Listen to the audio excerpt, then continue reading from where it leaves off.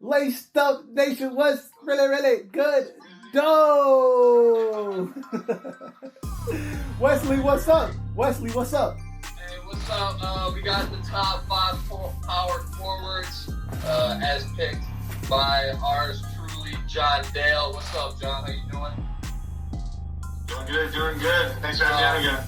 And we also got Trevor picking his top 5 power forward once his camera is all set up and ready to go here, glitching out on us. Yeah, let's get right into it. First of all, hey, Trevor, who's your favorite power forward? My favorite power forward, y'all, is none other than the Worm, dog. The Worm. Dennis Rodman. Just, you know, if you know me, how I like players, I like guys who are intense, who play defense, who just get it done, bro. Like, they not flashing. That doesn't have to be like super flashy. Just like, man, he loved scoring no points and getting 20 rebounds. That was like his favorite stat line.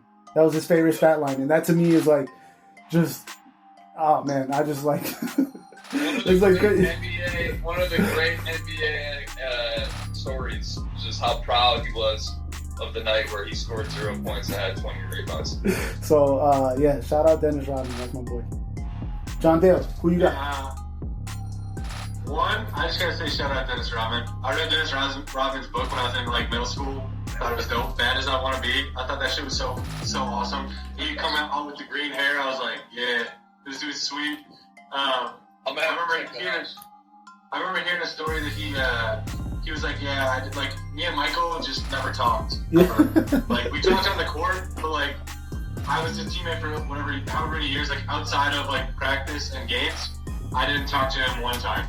Yeah. I was just like, that just constant, just like, no, I just did like my own thing. And it was like no animosity towards it, but it was just like, yeah, matter of fact, like, we just never said anything to each other. It's like, weird as heck, but like, alright, dude, like, cool. There's so many Rodman stories out there, bro. There's so many, they're crazy. My favorite power forward of all time is going to come to surprise everybody absolutely 0 times. Obviously, just the most fun player to watch that I've ever seen. Grew up watching him as a Minnesota Timberwolves fan. Basically, like, idolized KG like every other basketball fan from Minnesota. So it's number 1. Shout out KG. All right, so we're gonna get to these top 5 just to make it clear. We're picking the best 5 players in our opinion, not our favorites, not who had the most social impact outside of basketball. Who are the best hoopers, strictly basketball? Okay, so my top 5. I'm gonna go first. I'm gonna start from 5 and go up to 1. Oh man, this one was so hard for me, man. Like, I was just talking with Jon Dale before this. Like, my top 2 are easy to me, but then after that, it was like, man, I just don't want to get yelled at by anybody. But anyway, here goes my top 5. Number 5, I got Karl Malone. I got number 4, Dirk Nowitzki. Number 3, Charles Barkley. Number 2, Kevin Garnett. And number 1, I got Timmy Duncan. So yeah, that goes my top 5. Jon Dale.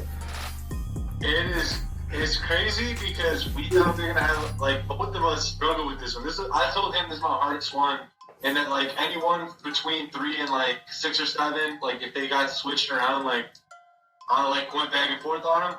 What I landed on, and I kind of want to switch them up so we'll fight a little bit, but mine landed on number 5, Barkley. Okay. 4, Dirk. 3, Karl Malone. 2, my boy KG. And number 1, Timmy D. So okay. Literally, we just had Karl Malone and Barkley switch 3 and 5. Yeah. But overall, pretty similar. What I'm up? Go ahead. I would say the toughest like omission for me was Moses. Okay. Yeah. No, for sure. He was like, man, I don't know, man. Moses Malone, crazy, bro, right? But I also had, I was also considering, oh man, but this is just hard. I was considering putting AD in there. Anthony Davis. Yeah. Because I had AD in my centers, so I didn't even think about him. Okay, yeah. So it depends on like where you put him. AD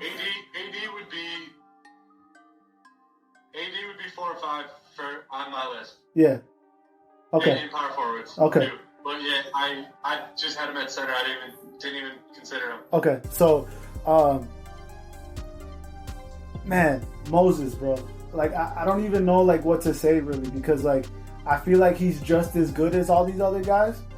But, like, I just feel like the difference is that, like Barkley and Dirk and Carl, I feel like they just have, like, a little bit more of, like, an it factor that I can't even really, like, describe. Like, I feel like Barkley has, like, Barkley was just, like, an overpowering, like, beast. And he was just, like, super athletic and just could do it all. Malone, just, like, obviously scoring machine, like, super durable, big dude. And Dirk is just, like, the first like, prototypical stretch forward, big dude, shooting. Like, they just have, like, a little bit more, like, iconic, like, signature moves, signature talents. That's the only reason why I kind of went with them.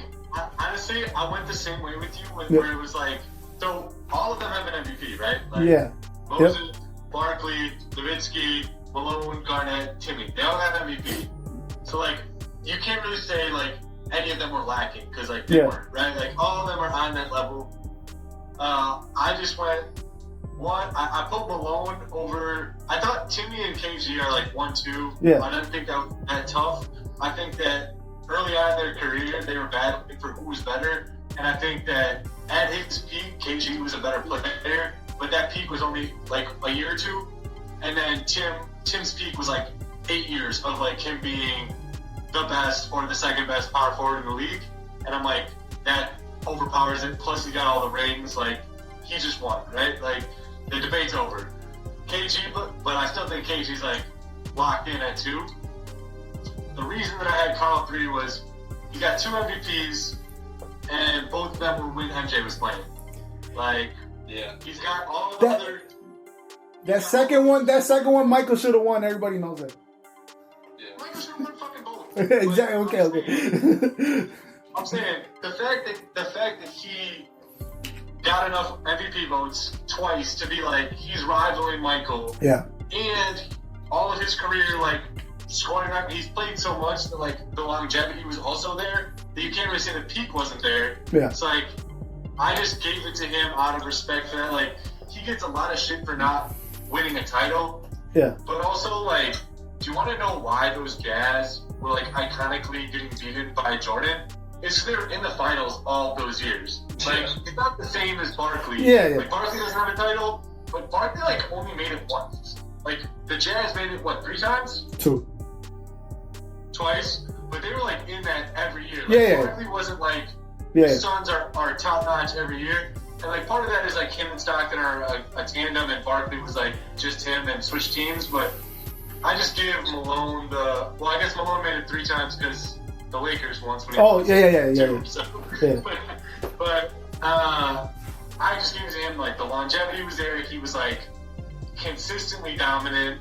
That just got there. Like you said, Dirk was right there. If you want to say Dirk, that 2011 run was better than pretty much any other run that we've seen outside of maybe, like, 2016 LeBron or, like, peak MJ. Like, that playoff was, like, iconic. It was, like, him and, like, AI during his run, but he didn't win it. Like, and he was so clutch in those finals too, in the pivotal moments, and that was, I agree 100% with that. That was such an impressive run. So it might just be the fact that I never watched Moses, like, do his thing, but yeah, it's tough, right? Where I landed. I think the reason why I put Malone at 5 is because, okay, like, I agree with everything you just said. Longevity. He's got, what, the second most points of all time? Right? So, like, I just feel like, man, it's so hard. It's so hard for me. I just feel like, yes, obviously produced for so long. I just feel like, what was, like, his signature thing that he did? Like, yeah, but, like, was it? I don't know. Like, I feel like it was more just his pick and roll with John Stockton, and it was like, okay, he's just big and he's just big and strong. But okay, no. You're right. Like, you're saying that it was the pick and roll. but like people didn't run the pick. No, I get it. That's why I can't argue that he's like up there, and that's why I'm at number 5. I just think that Barkley had more skills. Like Barkley could do more things than Malone. Like Barkley was okay. He was not a 3-point shooter, but he could stretch it out to 20 feet and hit from there. He could pass the ball. Malone was a better shooter at every place on the court than Barkley was. Man, okay. We can look at the numbers. We can look at. Barkley developed a nice range and fadeaway game. But Karl Malone always had like a deep mid-range game. Yeah. He was doing pick and rolls, but he was pick and popping too. Okay, but Barkley could get it and pull it 94 feet and do it. Yeah, I mean, I got Barkley at 5. So yeah, no, I get it. We're splitting hairs, right? We're splitting hairs. I'm just saying for me, for my liking, I like Barkley's more total skill set. You could probably convince me that Barkley at his peak was better than Malone at his peak, but similar to why I got Duncan over KG. Longer. Malone did it for like. I get it. Outside of Kareem, Malone had like the longest peak of like excellent basketball. Yeah. Of anyone that's ever played. It's like, well, now LeBron's getting up there. Like he'll end up probably surpassing both them, but like it was like Malone, and then like Barkley had those years where he was almost like a Shaq, pre-Shaq, where he was big, and like sometimes he would come in out of shape, and then he would like develop into like shape by the end of the season. Yeah. It's like I kind of agree where like his peak was like insanely good, but like some of those years I'm like he just didn't bring it the whole time, and that was one thing you could never fault Karl Malone on is like that's true. Always ripped. He was always in shape. He was always ready. Like, he just got the nudge for me. But again, like, I don't think we're far off on this. Like, you told me it's Barkley. I'm like, fine. Like, they're all close. Like I said, like 3 to 6 is all fine for me. Like, even if you had Moses at 3, I'd be like, all right. The reason though I picked Dirk over Malone is exactly what you said. It was like that finals run, bro. Because like for everything that Malone did. He never had a moment like that, and I feel like that's why I also like Barkley, like that '92 run, So like that was. Why Barkley over Nowitzki? Because I feel like he does more things than Nowitzki did. Like Nowitzki he can't really handle the ball like that, and he's not like passing the ball like that. So Wasn't a great defender either, was he? no, but like neither was really. I mean, none of them were like the best defenders. Yeah. They were all similar. Like Nowitzki, especially towards his later years, was worse than both of them, but not like in his prime. Like when he was running through, like he was capable. Yeah. He was So fine. yeah, like you said, defense kind of like a wash with all of them. But I just feel like Barkley. I just love his total skill set. And maybe I'm like romanticizing it in my mind, and when I look at him play or whatever, maybe he wasn't that good, but I just remember him doing more. I think too his highlights of Yeah. when he was in Philly, and then like a year when he was in Phoenix before he started moving around, like he was so athletic, and like you forget that because now he's like kind of goofy and like big and like whatever. But, like he was so like freaking there. But to me, people like forget how like jacked and huge Karl was. Like Karl was like. That's what I'm saying. Like I get that, I get it, but also on the same token, Charles Barkley was like 6'4". He's a power forward, like bodying and dominating and like dominating power forwards. So like and going up against Karl Malone, right? I don't give him credit for doing things by being smaller. Like okay, that's fine. That's fine. That's cool, but. I think we're close. We gotta go to my guy. Okay, who? John. Okay. John. Who's better, Barkley or Malone? All right, here we go. Oh. All right. I love Barkley. I think overall, I think Barkley is very underrated, and I don't know if that's because of his persona on TNT and him getting compared to like Shaq. Like I think it's the ring thing. You know what I mean? And, I don't know. I went back and I watched a lot of Tony Barkley highlights, and people know he could rebound, but I don't think people could realize all the other aspects he had to his game. All right. He could shoot from. So basically, he's just as split as we are. A ways out. What? Yeah. You're just as split as we are. I think we're a lot closer than we thought we were going to be. Yeah, for All right, sure. Give me your next like 2 or 3 guys. So Moses. In that conversation. So I had Moses Malone and I had AD, and then after that I had like McHale and Pettit. But I thought it was really interesting to like think about Chris Bosh and Chris Webber, the two Chris's. Okay, so I thought Weber was decent, but he peaked before he was like actually at his peak, and then like the injuries just derailed. So like he was already out for me. Yeah. For me, the one that really got me, and I was like hung up on it because I was like, why can't I consider this dude? But it just like never ended up being there. Was Powell. Okay, Powell. The thing is like, like, after there. I think like for me the reason why I couldn't consider him is because like I don't feel like he ever really had the opportunity to like. He did a little bit with the Grizzlies, but like, was he ever really the man? And did he really ever like do it at that high level by himself for like an extended period of time? I don't know. I don't think I can consider those Grizzly years really like. Yes, he was putting up numbers, but like I don't know. I would say not quite to. All right, this is gonna sound weird, but like, so you know how Kobe was like the sidekick to Shaq in those years, right? Like, he was like, it was like 1 and 1A, right? Yeah. But like, Shaq was better.